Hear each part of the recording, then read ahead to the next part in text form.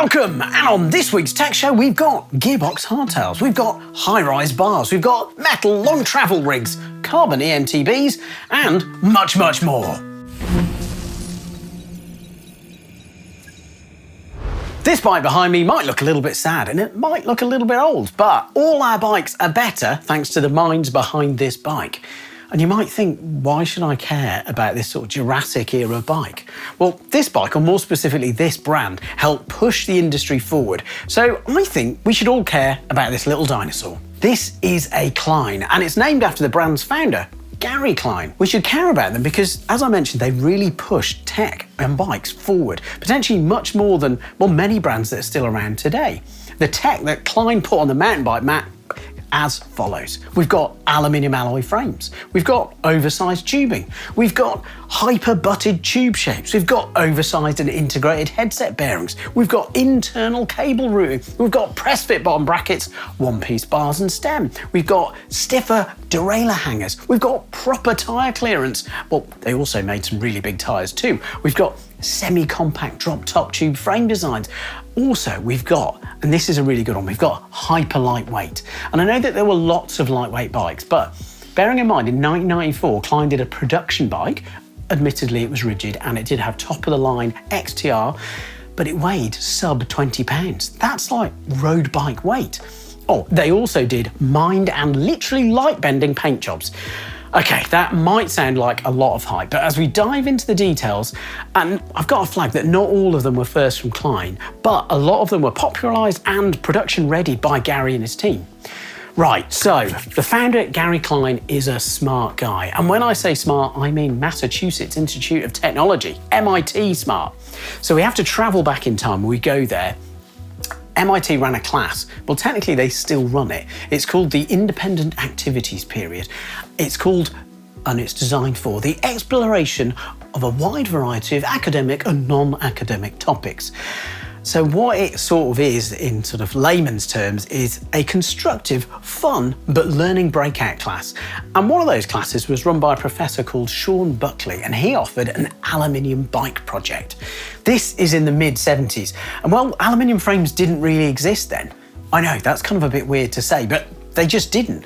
Okay, there was Alan from Italy, and they were just starting to make lugged and bonded aluminium tubed road bikes, and that was in 1972. They were really innovative too.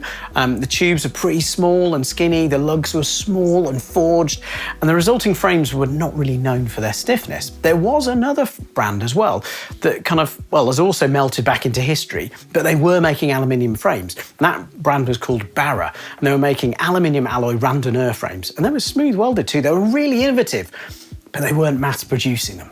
Okay, Klein joined that course in 1973 and along with some others on that course created his first aluminium frame. After graduating his MIT course, he took a business course for entrepreneurs, and by 1975 he had shown 3 prototype road bikes that he'd built, and he'd shown them at the International Cycle Show in New York. These new bikes had even bigger tubes, much bigger diameter, and then even skinnier internal walls, so the butting was starting to happen. By 1977, Klein had got a patent on this large diameter aluminium tubing in bicycles designed to boost stiffness. So he was really cutting edge. Okay, within the mountain bike space, I do need to flag that Charlie Cunningham, first of Cunningham Bikes, and then latterly of Wilderness Trail, or WTB, was also making aluminium tube bikes, and he was using oversized aluminium too. He'd been inspired by Alan. He'd made a cyclocross bike that was super light, and then he was making his own. And whilst Cunningham was creating custom runs of aluminium frames in the early 80s, well, Klein was already mass producing road bikes. And by 1985, Klein released their first mountain bike. The innovations and patents at Klein continue to blast out of the Chehalis, Washington factory. 1990 saw the release of the Attitude with its ride control system, an oversized aluminium fork and one-piece bar and stem with an oversized headset. It was a wildly unique approach to, well, saving weight, boosting comfort and boosting control. There was also internal cable routing too, designed to, well, keep your cables running for longer. By 1994, the Adroit featured Klein's Airhead, which was their take on well, a bit like an oversized A headset system. So it was completely unique to Klein. The fork also had carbon and boron reinforcements. The seat post clamp had Klein's zip grip, which applied a uniform pressure to both the seat post and the seat tube. And speaking of tubes, those were morphed and tweaked even further. The rear dropout was trimmed and tweaked. And well, compared to many dropouts at the time, and potentially even now, it kind of looks a bit odd because it's got reverse opening. The dropout is rear facing, but there was logic behind it. Okay, so why are all these seemingly small and sort of everyday things that we see as innovations? Okay, well, I've mentioned the timeline a little bit, but I feel like I need to mention a little bit more and do a little bit more scene setting, because in the 90s, most mountain bikes were steel. And steel's a fine material.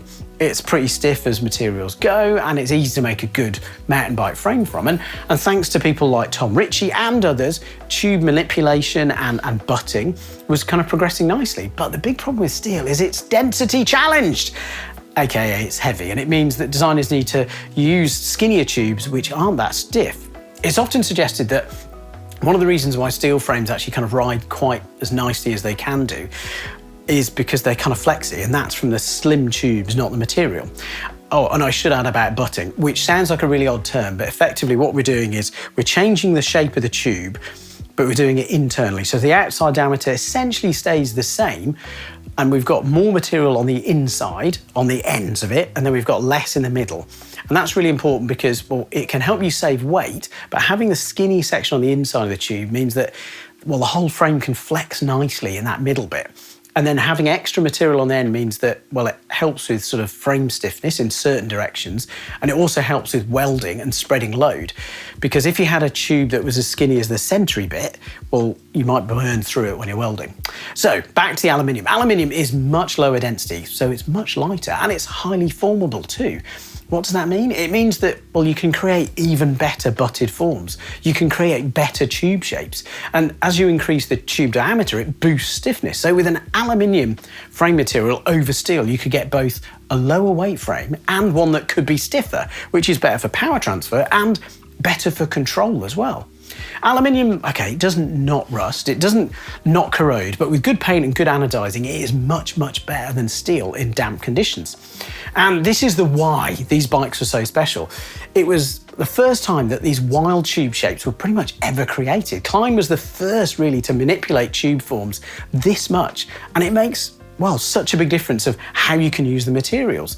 And with a material this low in density and with this kind of formability, it allows other innovations too. So from those oversized tubes, it's then easier to even kind of manage and think about how you'd use, well, the oversized forks and then the oversized bearings, which are a good thing because it means that you've got bigger bearings, which, well, last longer. And integrating them in the frame means that, well, it can be lighter. Internal cable routing is possible as well because these tubes are so big. It makes sense to have the bare cables slide inside the tube. Okay, yes, done badly, it's a hassle, but without having the outer of the cable, it means that you've got, well, a lighter setup and there's much less cable drag. So, well, the cables can work as they're meant to. Okay, again, back to that rear mech hanger. It does look odd, but it's much stiffer. Like the rear opening means that the mech hanger and mech support has got loads more material than a normal sort of like looping around one, and that helps shifting, and especially with early index systems, that was a must. The one-piece bar and stem not only dropped weight, but it boosted control because it gave you more stiffness, and it also eliminated a weak link in early stems, and the kind of, I guess, pre-A-head or airhead, as Klein called it, it eliminated like this wedge joint, and it made it, well, just a much better system. And it was only possible because of all these tube shapes being much bigger. And talking about bigger tubes, there were other bigger tubes too, inner tubes. Yes, we're running inner tubes in the 90s, but that's okay because Klein had also thought about how, well, big volume tyres might be better. And because you've got this all this manipulation of the tubes that you can do with aluminium, they actually gave really good tyre clearance, even though the tubes for, well, the seat stays and chain stays were bigger. And they did do tyres. They did do a death grip tyre that was a 2.35, which at the time was huge. And I guess I kind of skipped over one of the really big things which they were mostly known for, which was their paint jobs. And this one is quite mild, but it's still very nice. But Klein were really known for their wild paint jobs. I don't think there's any real performance advantage or any technological advantage to those wild paint jobs, but gee, they were wild and they were so good. Okay, so you might be thinking, why aren't we all riding or racing or talking about Kleins? Well, this is where the story gets a little bit sour. Klein was going great guns, but the mountain bike market in the 1990s was getting crowded. And one brand that at the time wasn't quite cutting edge and it wasn't quite as exciting began a bit of a feeding frenzy that changed the market, well, forever. In the early 90s, Trek, a storied if, well, sort of tame brand, more known probably for its touring bikes, bought the cream of the US brands. So it bought Bontrager, it bought Gary Fisher, it bought Le Monde, it also bought Klein. Trek kept the Klein brand going for some years, but rumours sort of suggest that the purchase, well, was more for Trek to get all of Klein's aluminium know-how, rather than, well, advance the Klein brand. Personally, I mean, I do feel sad about the loss of the brand because I think it was really innovative and really cutting edge, but I'm a bike nerd, I'm not a business nerd. I think the melting of the way of the brand aside, without Kleins like this one and some of the others, well, we just wouldn't have the awesome alloy frames that we now have. And as a nerd, I do still daydream about what mind-melting metal technology Klein would be using now if he was still in business. But that's just me. What do you think about the Klein story? Are you an aluminium alloy fan? Well, let me know in the comments below. I want to hear all about your favourite Klein. Okay, we're going to dive into the news. And first up, we've got the Derive bike from Viral. It's a fascinating new hardtail called the Derive CR, and as your eyes sort of scan across the geometry chart and spec sheet, well, it looks like another really nice hardtail. 120mm fork, you've got a 66.5-degree head angle, you've got 3 sizes, but this is no regular hardtail. No, this is a gearbox hardtail. We've got a triple-butted steel frame that Viral say offers a super smooth ride, clearance for up to 29 by 2.6 tyres, and yeah, gearbox. It's the Pinion C112i, so that means it's got the electronic shifter. The Smart Shift gearbox from Pinion offers a 600% range, and like many bikes we've seen lately, with gearboxes, it's paired with a Gates belt drive. Pricing starts at $5,990, and that's for a complete bike with a Pike fork, or you can get Viral's Carbon Boost fork for $5,495. Renthal, the UK bar brand with lots of motor experience, have got some new on-trend high-rise bars. Renthal have created 3 new versions of their Fat Bar 35, so that's their bar with a 35mm clamp diameter. And we've got 3 big sizes. We've got a 50mm, we've got a 60mm, and we've got a 70mm. That's the rise on the handlebar. All 3 bars are made from 7050 T6 aluminium, and they come in a 820mm width. That is really wide, but it's got cutting marks down to 720. We've got a 9-degree back sweep, 5-degree up sweep, and pricing comes in at $94.95 or $84.85 UK pounds, or $94.95 in euros. And all of the bars are available in their deep black or Renthal's unique sort of goldy bronzy colour. So interesting, more high-rise bar options out there. I'll be honest, I'd not heard of Vampire Bikes, but the brand's founder, Chris Canfield, is well known. I'll say mostly for his sort of longer travel suspension designs, lots of designs and systems used and licensed by other brands too, not just Canfield, but brands like Revel. Okay, so this new venture is for a Fasterosa bike. And, well, it's similar to the kind of proven layouts that he's done before, but with a huge amount of adjustment. So we've got a 4130 steel front triangle and then an aluminium back end. And I guess it's the suspension that I think is the most interesting, because it's the first I've seen in quite a long while that offers so much adjustment. Essentially, it's just a sort of classic 4-bar system with a horse link, but there's just so much adjustment. You've got a different main pivot, you've got different shock strokes, so it means that you can run it from 150mm up to 220mm. And not only that, you've also got the adjustment of where the main pivot is. So you can run it in a low, you can run it in a mid or a high option. The mid and the kind of high pivot need an additional idler, but it's a really progressive design too. So you can run it with an air or with a coil shock too. 4 sizes, reach runs from 425 up to 500. The head angle is reassuringly slack, and obviously it will change a little bit, but 63.3 on the small and the medium, and then the large and XL get a 62.7, so it sort of slackens out, which is kind of interesting. Pricing for the frame only without shock is $2,998 Digit Bikes. They've got updates on both models of their Datum and their Ring. Digit Bikes are the brand that have developed an all-new, what they call analog suspension system a couple of years back. I mean, it's not unlike, for those kind of retro nerds, there was a brand called Boulder Cycles that made a not dissimilar bike. So all of them use this unique shock strut design. And Digit says that by sort of eliminating an upper link, it means, and having a longer stroke shock, it allows the bike to offer a much, much better ride. So it's better at climbing, it's better at descending, it's better at tracking terrain, and it also leaves lots more space in the frame. I think they look really interesting. So I've not ridden one, I don't know, but there's lots of updates on the bikes. So there's more range of adjustment on the rear shock. There's a slightly different lower link. The Datum now goes from 140 travel on the back to 145, and then there's lots of sort of smaller frame updates and a switch from anodized to, I think it's Cerakote is how it's pronounced, and I had to Google it. So it's a thin film protective ceramic coating. So that's kind of interesting. Oh yeah, so if you don't remember which is which, so the Datum is the long travel trail bike, which is now up to 145 mil of travel, designed to be paired with a 160 fork, whereas the Ring is the shorter travel option, so 128 mil of rear travel, designed to be paired with a 140 fork. Both of the frames are custom butted aluminium, and they're handmade in California by Tim Lane. You've got 4 sizes on both models, and pricing for frames start at $3,650.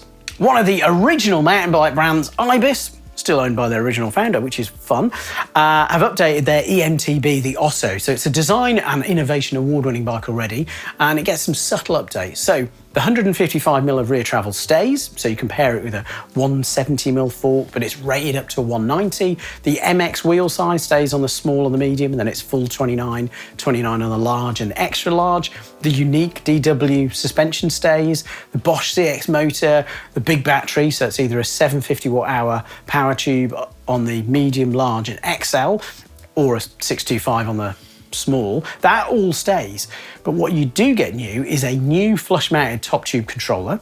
You get the Bosch wireless mini remote. It's not installed, but you get it when you buy it, a 900 lumen Lupine SLF nano front light, which is really cool. Ibis say that they've increased the frame stiffness in key areas, so it's going to result in a more composed and predictable ride.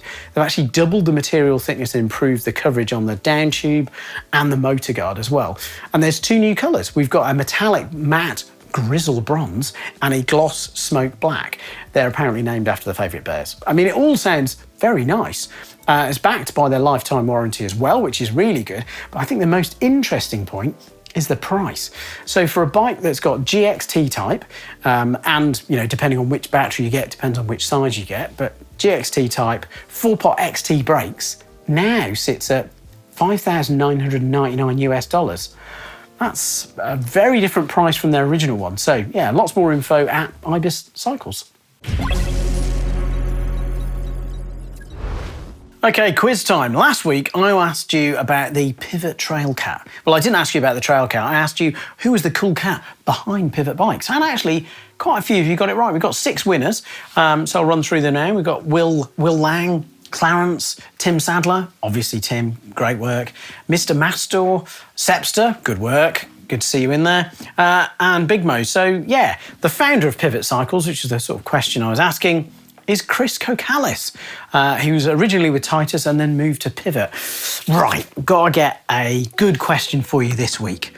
We talked about Klein, didn't we? Ooh, we talked about Ibis. I mean, there's so many questions that we could go for, but I'm gonna stick to Klein and I'm gonna say, what huge sitcom from the 90s featured a green Klein? Let me know in the comments below. Okay, time now for an Ask GMBN Tech, which is where you get to ask us questions using the hashtag AskGMBNTech. And we've got a good one here. This is actually off a video that I did about deep cleaning. So this is from Mikko Pulkkinen. I hope I'm pronouncing your name correctly. It looks really Finnish, and that's my best approach at a Finnish accent. Hei, kiitos. There we go, I've done all the Finnish words I know. Is it a good idea to cover your super clean cassette and chain with something like a silicone spray to keep the dirt away? First, hey, Mikko, great question. Really like it. I love the logic that spraying a kind of silicone spray, or, I mean, there's lots of people out there who also swear by kind of the water dispersants as well. I guess WD-40 is probably the most common water dispersant brand that people think is a lubricant. And yes, those kind of like surface preps that are meant to get rid of the water, on paper you're like, oh, this could work. This could be really good for a cassette that's really clean. Unfortunately, lots of those sort of like water dispersants and silicone sprays, they're great for being used on frames. They're good at kind of getting rid of water in maybe like a brake linkage in your kind of lever and little spaces like that, or maybe kind of like the bolts on your stem, but not on a cassette. And that's because these kind of sprays they are a lube, but they're not load bearing. So the other problem with lots of them is that they can break down the lubes that you're putting onto the chain. So by coating your cassette with this silicone spray or other spray, you might attract more dirt, so that's going to attract more wear. You're also potentially going to wear down your kind of like the lube that you're applying to it. So I would say, don't worry about that. Keep your cassette really clean, and the lube that you're putting onto your chain eventually will go up and down your cassette, which is why you need to do that deep clean. But yeah, hopefully that helps. I mean, let me know. Get into the comments, dive in. We're here to chat. And if you've got a question, use that hashtag #AskGMBNTech and we'll try and answer it for you. Okay, the comments section, which I've got to say is my favourite part because I get to interact with all of you out there and it's wonderful. We're talking about last week's show where we chatted to the man, the myth, the moustache, the legend that is Calvin Jones. Wonderful guy. I mean, if we'd been able to record even more, we would have, but I think the show would have been too long. But yeah, if you hadn't have guessed, Calvin is just a really amazing guy at helping everybody from you out there to me in here learn more and be more excited about learning about bikes. So again, Calvin, thank you so much. Much appreciated. Okay, so Cra55 says, Calvin Jones is a legend and an icon and he's inspired a generation of cyclists and mechanics. Whenever somebody asks me how I learned to fix bikes, I tell them Uncle Calvin taught me. I think that's brilliant. Rob Chastain, 3036, said, seeing Calvin and Owen brings to mind the Randy Newman song from Toy Story.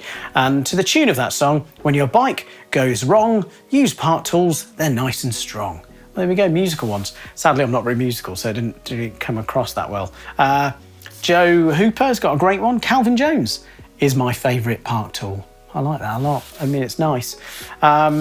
And then R. Fons says, Calvin Jones is not just an American treasure, but a world treasure, because park tool videos are seen around the world. Well, just like GMBN Tech videos too. So thank you, Calvin. Thank you, Park Tools, for showing them on. Well, you're welcome. Thanks for watching. And finally, we also talked about Richie Frames, because we did have news in the show as well. And James Hall said, yeah, great to see Richie get some attention on the show. He's got an Ultra. There's something immensely satisfying about the classic look of a steel tubing on a hardtail. Indeed, because it's been sort of replaced by alloy, like on this Klein. No one at the time in the 90s would ever have thought that these bikes would have gone everywhere. Yeah, but still, there is something classic about a steel hardtail. If you've got any comments, well, just dive into the comments below. It'd be really great to chat to you.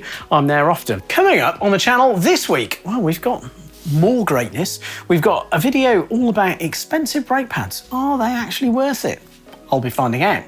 If I survive, you'll have to tune in to find out. And we've got a day in the life of a bike mechanic, where I go to a really cool little bike shop. So tune in for that. It will be great stuff.